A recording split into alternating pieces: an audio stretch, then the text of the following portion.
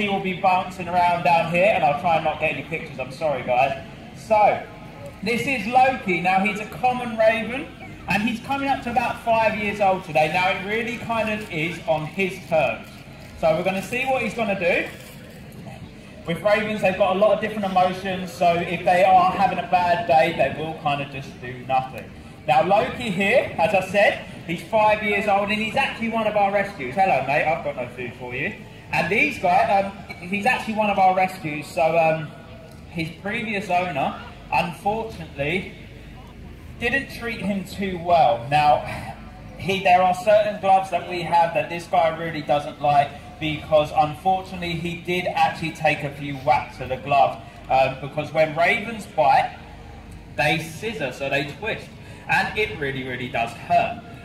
So unfortunately, when he did actually bite his previous owner would give him a whack of the glove, and now he is actually terrified of a few gloves. So there's a certain shade of green and blue, brown glove that we have, that if he is picked up on it, he will actually try and savage it. So ravens are native to this country, but they're more kind of Scotland way, but they are sort of making their way down as well. Hello mate, I've got no food for you. I've got nothing. There we go. So yeah, they are quite a large bird, so a lot of the time people kind of get them quite confused with the common crow, which I can see, you know, because the common crow, carrion crows do actually kind of look like these guys, but carrion crows are much smaller, and a raven has a much larger beak. Hello. And you can see as well that he has quite a thick beak to him as well, whereas carrion crows don't really have that. Now in the wild, these guys will actually pair up, and the way to tell how long a raven has been with its partner is you look how synchronized they are together. So if they move at the exact same time, then you can tell that they've been together for quite a long time. Now, Loki here, as I was saying, he is one of our rescues. Elliot is his favourite person, so anyone else, there's certain things that Elliot can do with this guy that we could never do. So if you guys walked past our little gazebo earlier and you saw Loki sitting on Elliot's knee, you would realise that that is only him who can do that. If I was to try and do that, he'd let me know about it.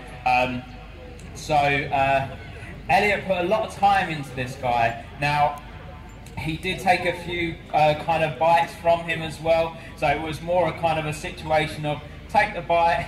With this guy, if you show him that it hurt, he kind of likes to play on it a bit, so he is quite cheeky, and if you show him that the bite did hurt, he will kind of play on it a lot. So Elliot would take the bite, then he'd go out, leave his aviary, have a little cry, and then sort himself out, go back in, and take it all again. And he persisted with that quite a lot. And now Loki, as you can see, he is a free-flying raven. So back at our centre in Waltham Abbey, he does actually, we open the door, we let him go for a little soar around, and he comes back home. This guy, he actually can, they are one of the most intelligent birds going. So this guy, he actually did open his door, and someone forgot to put the lock on his door one night. He slid the bolt across, came out, went down into our office, ransacked the office for everything he wanted, took it back to his aviary. We came in the morning, saw the door open, and we thought, he's gone, that's it, we won't see him again. He went up, legged it up there, and looked in, and he was just sat there with his mouth open, all his trinkets around him, looking very happy with himself. Now, as I was saying, they are one of the most intelligent birds going, so this guy, he does have moods. So if he is in a good mood, he'll let you know, and he does all this mimicking, so he actually does mimic Elliot's laugh as well. And sometimes I've been at the centre, heard Loki mimicking this laugh, and actually thought Elliot was there. But yeah, they will mimic, so he does a really funny kind of call as well. I'm not actually going to try and imitate it, because I will look really silly in front of quite a lot of people. But we will talk to us, so there is also a raven that was actually taught how to speak. I believe there was a raven up north who his owner was a person from Yorkshire, and now he does actually have a Yorkshire accent. But yeah, these guys are incredibly intelligent. You can see he's got all these toys here. So with the other birds of prey, it's kind of just the, all we have to really do is just kind of fly them. You know, they're based on food, so they're more instinct than anything. They'll just go for their food, and that's how you kind of win their heart over. With this guy, you have to keep him stimulated. So you can see we have all these toys for him. They are incredibly good at working out puzzles. Now in the wild, they will actually barter. So if another raven has something that these guys want, they'll get something else and they will swap it with him.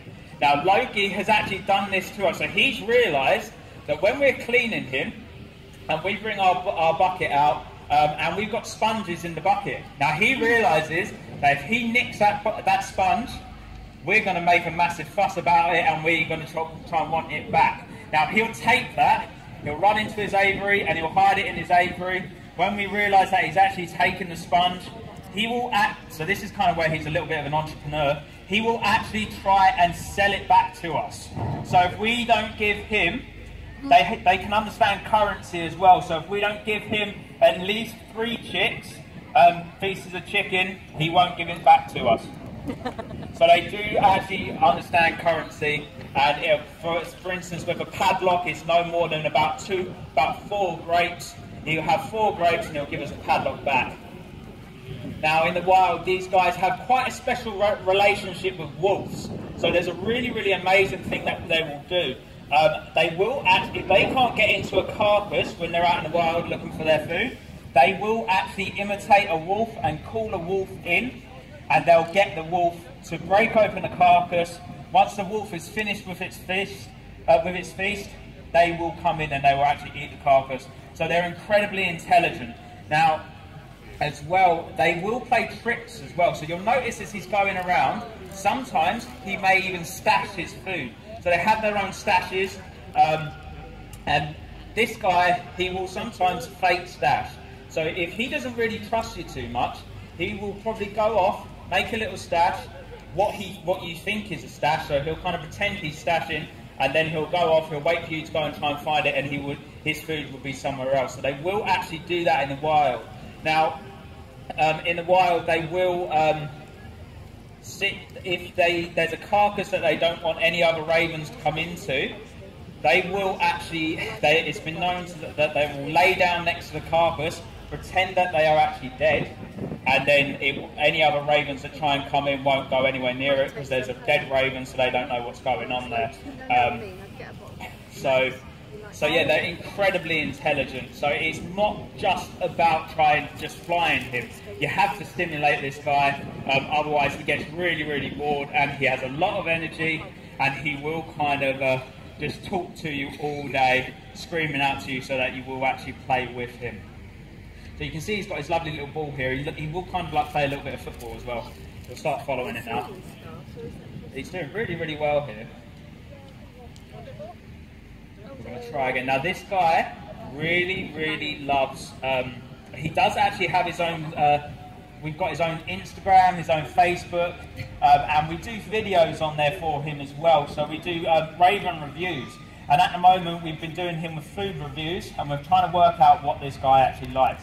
So over winter there's a little playground area just not so far from where our centre is, and he was flown in that playground over winter, and a lot of the time he'd go over there and he'd find a load of treats. Now we recently opened back up, so we couldn't really fly him in there anymore, but this guy remembered from winter that there's a load of treats over in the playground. So he's quite a lot of times he's gone over into the playground. There's been people with food, and because they're quite a big bird, they're quite intimidating. So he will actually stroll up to people and he will actually bully them for the food. He bullied a little girl out of Bourbons, unfortunately. Quite a good choice though, because I really like Bourbons. Now there is a really, really funny story about this guy. So we do a lot of work at a place called Headingham Castle, and we were doing one of the events one day. We were doing a show, and we were flying in this guy, and there was a little girl in the audience sat there eating a donut. Now Loki saw this little girl eating a donut in the audience. He looked at Sarah, so Sarah owns the centre. He looked at Sarah, looked back at the little girl, strolled on over to the little girl, bullied her for a donut, ate the donut. The girl started crying her eyes out, and then over the mic, Sarah said, "That is a really bad thing to do, Loki." And then he went back out, he looked back at Sarah, looked back at the little girl, trotted back on over to her, and then he regurgitated the donut to her. It's not very nice, but that was his way of saying, "I'm sorry." They do know empathy, so they will do things like this. So if you're having a really bad day, this guy, he'll come and sit in your lap, and he'll give you a little cuddle. So they're incredibly amazing birds. And you can see as well that he is really, really glossy as well. So his coat is really glossy, so that's because of his cat biscuits. Now, he really likes cat biscuits. Now, I think here, that is the last full that we're going to be doing with Loki now. But just before we end, guys, who here would like to see a raven on the Iron Throne? Bend your knee now. No? No one's bending the knee. I'm going to bend the knee. I want Loki on the Iron Throne. But thank you for watching, guys. That's our lovely Loki. Please feel free to come over and see him in a moment. He will more likely be sat on Elliot's knee. But thank you for watching, guys.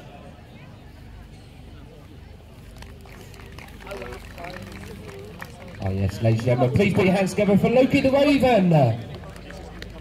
So Loki will be back again